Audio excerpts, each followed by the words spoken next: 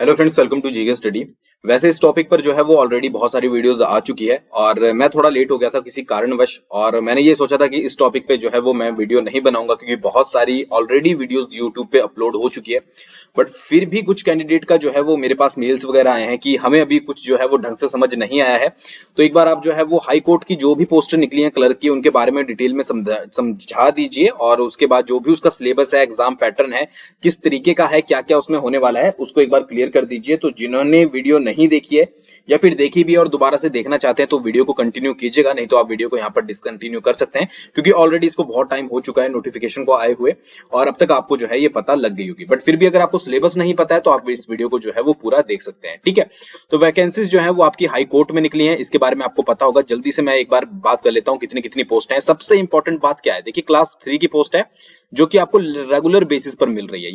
यानी कि यहाँ पर 3 साल का कॉन्ट्रैक्ट आपको नहीं देखना पड़ेगा। जो भी आप वैकेंसीज देखते हो हिमाचल प्रदेश में, या तो अगर क्लास 1 की है, ठीक है, तो आपको जो है वो रेगुलर पोस्टें मिलेगी। एचपीएसएससी के अंदर जितनी भी पोस्टें आती है आपको पहले उनमें 3 साल का कॉन्ट्रैक्ट देखने को मिलेगा। पुलिस में आपको 8 साल का कॉन्ट्रैक्ट देखने को मिलता है। यहाँ पर आपको बेनिफिट क्या मिल रहा है कि यहाँ पर आपको रेगुलर पोस्टें मिल रही है जो कि रेगुलर बेसिस पर है। ठीक है, तो अगर आप इसके लिए अप्लाई करना चाहते हो, आप ग्रेजुएट हो, क्योंकि यहाँ पर ग्रेजुएशन मांगी गई है, तो आप इसके लिए अप्लाई कर सकते हो।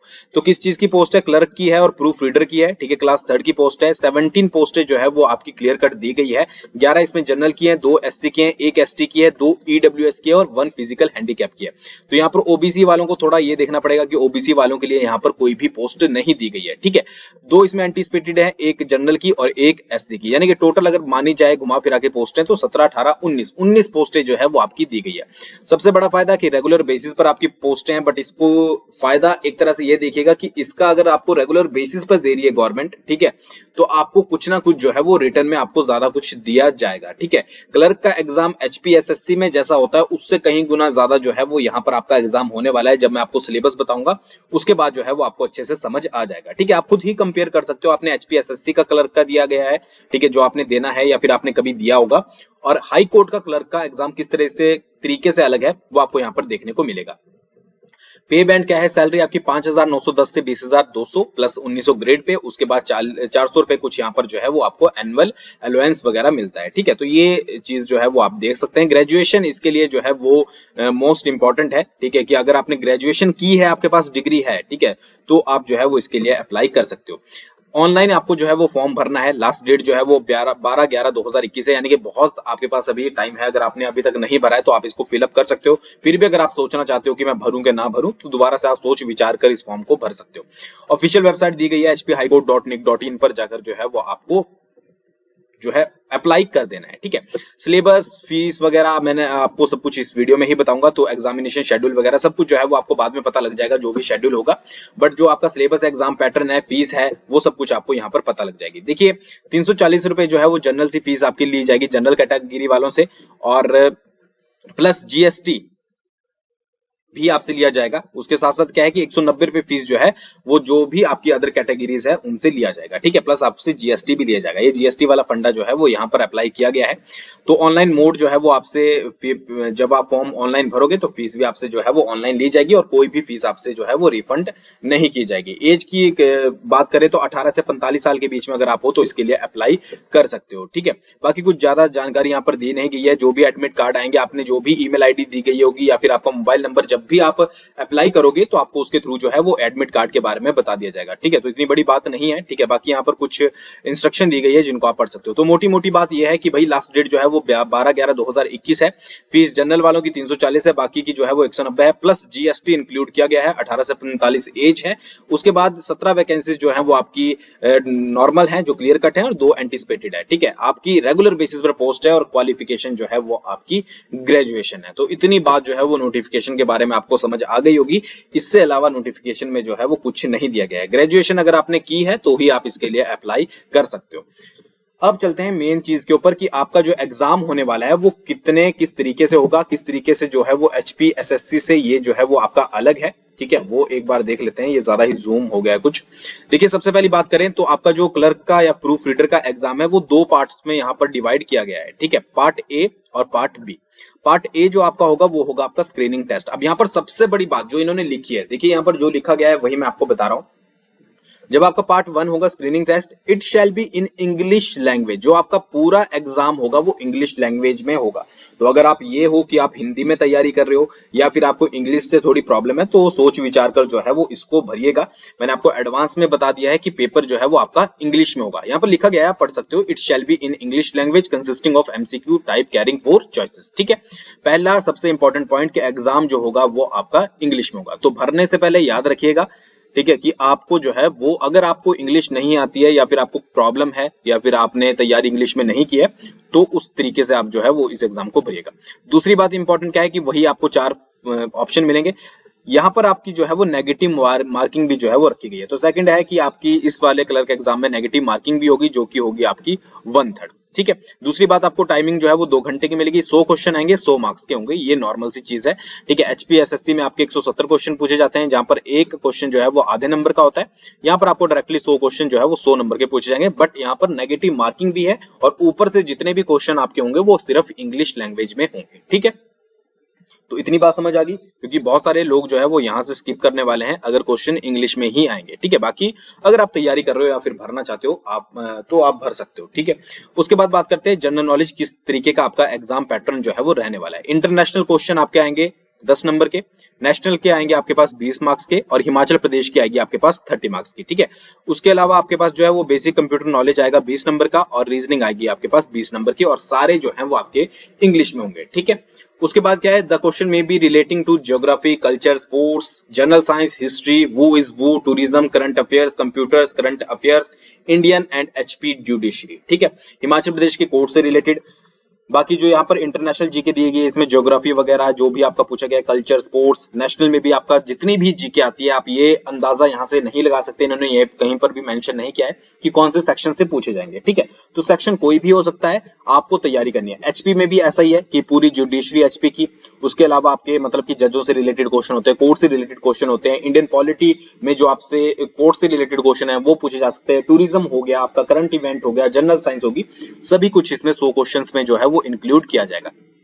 वेटेज आपको बता दी मैंने 30 सबसे ज्यादा एचपीजी के, उसके बाद आपकी जो है वो रीजनिंग, और उसके बाद आपकी basic knowledge of computers. Computers आपने पढ़ा ही होगा, जिनका 903 का है आपका दिसंबर में, या फिर जिन्होंने 1817 दिया है आपका जीओए का, जो कि हाई कोर्ट में ही चला है, जिसके फॉर्म निकले, तो आप जो है वो उस तरीके से इसको देख लीजिएगा, उसी तरीके से इसकी तैयारी कीजिएगा। दोबारा से बोल रहा हूं, क्वेश्चन सिर्फ इंग्लिश में होंगे, ये चीज मत भूलिएगा। ठीक है, यहाँ पर लिखा गया है, मैं दोबारा से एक बार आपको दिखा देता हूं, देखिए, it shall be in English language. ठीक है, ये चीज क्लियर होगी। तो दूसरी बात जो आपकी रहेगी, एक और चीज मैं बता देता हूं, देखिए 50% जो है वो आपकी स्कोर होने चाहिए अगर आप इसके लिए सिलेक्ट होना चाहते हो, और एक सीट पर जो है वो 6 कैंडिडेट सिलेक्ट किए जाएंगे। ठीक है, मतलब कि जितनी पोस्टें निकली हैं, अगर मान लीजिए आपकी 17 पोस्टें निकली है, ठीक है, 17 पोस्टें निकली हैं, और उसको आप 6 से मल्टीप्लाई कर लीजिए, तो अराउंड आपके 102 के करीब जो है वो कैंडिडेट सिलेक्ट किए जाएंगे रिटन एग्जामिनेशन के लिए। ठीक है, हाँ आपने सही सुना, रिटन एग्जामिनेशन, जो कि आपका यहाँ पर पार्ट बी होने वाला है, यानी कि पहले आप एक तरह से प्री दोगे, ठीक है, और उसके बाद आपका होने वाला है मेंस, यानी कि रिटन एग्जामिनेशन। तो रिटन एग्जाम जो होगा वो आपका 80 मार्क्स का होगा, जिसके लिए आपको 2 घंटे जो है वो दिए जाएंगे। अब इसमें क्या क्या होगा, एस्से होगा इंग्लिश में 300 वर्ड का 15 मार्क्स का, एस्से होगा हिंदी में 300 वर्ड का 15 मार्क्स का, translation from English to Hindi, ठीक है, 1 पैराग्राफ दिया होगा आपको, वो 15 नंबर की, फिर ट्रांसलेशन होगा हिंदी टू इंग्लिश 15 मार्क्स की, ठीक है, और फिर कंप्यूटर का होंगे आपके पास 20 मार्क्स के। तो ये पूरा आपका जो है वो मेंस एक तरह से समझ लीजिए, या फिर रिटन टेस्ट जिसको बोलते हैं, वो आपके पास जो है वो पूछा जाएगा। ठीक है, क्या क्या, इंग्लिश एस्से, हिंदी एस्से, एक टॉपिक दे दिया जाएंगे आपको, उसके बाद ट्रांसलेशन होगा, एक इंग्लिश आपके पास पैसेज होगा जिसमें एटलीस्ट 10 जो है वो आपके पास सेंटेंस होंगे, उसको आपको हिंदी में कन्वर्ट करना है, 15 नंबर आपको दिए जाएंगे, हिंदी टू इंग्लिश कन्वर्ट करना है, 15 मार्क्स उसके दिए जाएंगे, कंप्यूटर का पूछा जाएगा जो कि रिटन होगा, ठीक है, और जो कि 20 नंबर का होगा। ठीक है, अब इसको भी आपको जो है वो क्वालिफाई करना है, 50% आपके पास मार्क्स आने चाहिए, और उसके बाद जो है वो एक सीट पर 5 कैंडिडेट को जो है वो आगे बुलाया जाएगा टाइपिंग टेस्ट के लिए। ठीक है, अब एक सीट पर 5 कैंडिडेट मतलब समझ लीजिए टोटल एडवर्टाइजमेंट, अगर आपकी 17 पोस्ट हैं तो उसको 5 से आप जो है वो मल्टीप्लाई कीजिए। ठीक है, तो आपके पास जो निकल कर आएगा वो 85 अराउंड आएगा, तो 85 कैंडिडेट को जो है वो आपका थर्ड स्टेज के लिए, जो कि होगी टाइपिंग टेस्ट, उसके लिए बुलाया जाएगा। यानी कि फर्स्ट स्टेज आपकी जो होगी वो आपको एक एग्जाम क्लियर करना है, उसके बाद आपको रिटन टेस्ट देना है, उसके बाद पहुंचोगे आप टाइपिंग टेस्ट में। ठीक है, तो इतनी आसानी से रेगुलर पोस्ट थोड़ी मिलती है यहाँ पर। ठीक है, तो आपको इतनी स्टेजों से तो जो है वो गुजरना पड़ेगा। तो क्वालिफाइंग टेस्ट वही है, टाइपिंग स्पीड 30 वर्ड पर मिनट इन इंग्लिश। ठीक है, ऑन कंप्यूटर, ठीक है, आप जो है वो आपको 10% मिस्टेक जो है वो माफ होगी। तो वो क्राइटेरिया जो है वो सारा आपको पता ही है कि किस तरीके से जो है वो आपका टाइपिंग टेस्ट का क्राइटेरिया फॉलो होता है।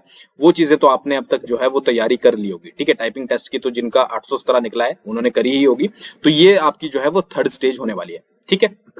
टाइपिंग टेस्ट आपका 10 मिनट का होगा और क्वालिफाई का होगा कि आपके इसके मार्क्स जो है वो कहीं पर भी नहीं जुड़ेंगे। अब यहाँ पर भी ये नहीं रुकेंगे, टाइपिंग टेस्ट के बाद जो होगा वो होगा आपका इंटरव्यू, यानी कि टोटल स्टेजेस जो है वो 4 स्टेजेस होंगी, ठीक है। सबसे पहली आपकी होगी प्री वाली, यानी कि जिसमें आपको एमसीक्यूज वाला देना है, सेकंड आपको रिटन टेस्ट देना है, थर्ड आपको टाइपिंग क्लियर करनी है, उसके बाद आप आओगे इंटरव्यू में। इंटरव्यू में जनरल नॉलेज आपसे दोबारा पूछी जाएगी जो होगी 4 मार्क्स की, एक्सपीरियंस के बेस पर आपको मिलेंगे 3 मार्क्स और एजुकेशन क्वालिफिकेशन के बेस पर मिलेंगे आपको 3 मार्क्स। अब ये भी मैं बता देता हूँ, जनरल नॉलेज में तो आपसे कहीं से भी पूछ सकते हैं, मेनली फोकस होगा आपका करंट इवेंट पर, वही पूछे जाते हैं आपके जो इंटरव्यू होते हैं। एक्सपीरियंस की अगर बात करें, ठीक है, तो एक्सपीरियंस एजुकेशन क्वालिफिकेशन की पहले बात करते हैं। तो अगर आपके पास बैचलर डिग्री है यानी कि ग्रेजुएट हो आप, तो 1 नंबर आपको उसका मिल जाएगा, ऑब्वियस ही है, सबके पास होगी जो भी अप्लाई करेगा, ठीक है। Bachelor degree with first division है तो 2 मार्क्स आपको यहाँ पर मिल जाएंगे, और अगर आपके पास मास्टर डिग्री और एबव है, ठीक है, तो आप इसको जो है वो 3 नंबर उन पे दिए जाएंगे, ठीक है। एक्सपीरियंस के बेस पर 1 साल का है तो आधा नंबर, 2 साल का है तो 1 नंबर, 3 साल का है तो 1.5 नंबर, फिर 4 साल का है तो 2 मार्क्स, फिर 5 ईयर का आपके पास है तो 2.5, फिर 6 ईयर का है तो 3 मार्क्स, यानी कि 6 साल का अगर आपके पास एक्सपीरियंस है क्लरिकल पोस्ट का या हायर पोस्ट का, ठीक है, तो आप जो है वो 3 नंबर आपको मिल जाएंगे अगर 6 साल का है, ठीक है। तो इस तरीके से जो है वो अगर आप इंटरव्यू वगैरह दे लेते हो तो फिर मिलाकर जो है वो आपकी मेरिट बनाई जाएगी, और इन जो है वो 4 स्टेजेस पे गुजरने के बाद जो है वो आपको एक रेगुलर सीट जो है वो दी जाएगी जिसके लिए आप तैयारी कर रहे हो।